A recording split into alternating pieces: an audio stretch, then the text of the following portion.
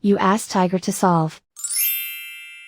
This deals with linear equations with one unknown.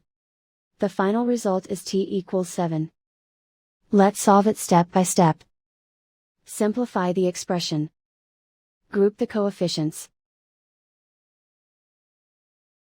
Find the lowest common denominator. Multiply the denominators. Multiply the numerators. Combine the fractions. Combine the numerators.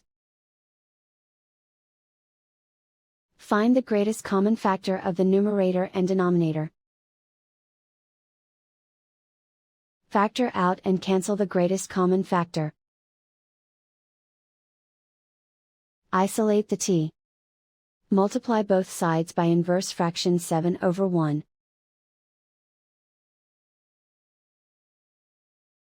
Group like terms. Multiply the coefficients.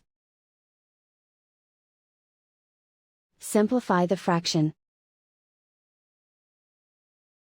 Simplify the arithmetic. And so the final result is t equals 7.